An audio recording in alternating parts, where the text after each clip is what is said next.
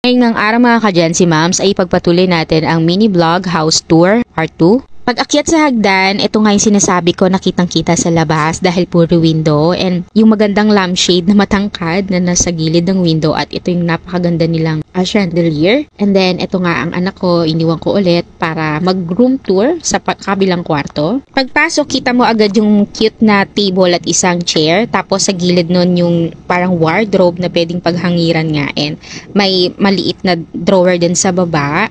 And then ito yung sinasabi ko na loft bed nila na talagang napagkasya nila yung 6 na kama. And then itong maliit na hagdan, nakala ko drawer, yung pala maliit cabinet na din siya. So, ang ganda rin nung pagkaka-combination ng color choice nila mula sa mga display design, kulay ng kortina, at color ng pintura. Ito nga mga ka-Gen-Z Moms, pinakita ko sa inyo yung taas ng loft bed. So, ito yung dalawang kama sa taas. And then, nagpunta na ako sa isa pang CR. So, sa bawat CR pala mga ka-Gen-Z Moms, may mga heater. So, ayun naman ay kinaganda dito dahil nga nasa Tagaytay at tag-ulan na rin, kaya malamig. And then, syempre, after mag-swimming doon sa pool bandang kitchen. So, nagandahan din ako sa inodoro dahil yung color theme na white and black. And yung mga salamin sa CR is ito, nakakaganda. Gihilamos ka lang or magtutoothbrush. Ayan, may ilaw. So, ayan nga mga ka-Gen-Z Moms, diba? Napaka-modern talaga ng bawat design, choice at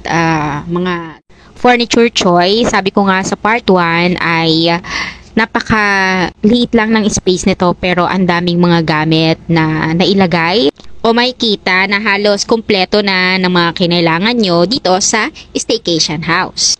So dito nga, tinry kong buksan ang lahat ng ilaw na meron dito para makita natin yung kabuong kagandahan dito sa kabilang kwarto. Anyway mga ka-Gen-Z Moms, hindi na isama sa house tour ko ang isang CR sa kabila, which is doon is merong bathtub at mas malaking CR. So, balik tayo sa baba mga ka-Gen-Z Moms dahil dito ay tinulungan ko na sila mag-o ng mga pagkain pang natitira dahil maya-maya lang din ay aalis na nga kami. So, ito nga yung nagpiprito kami ng chicken.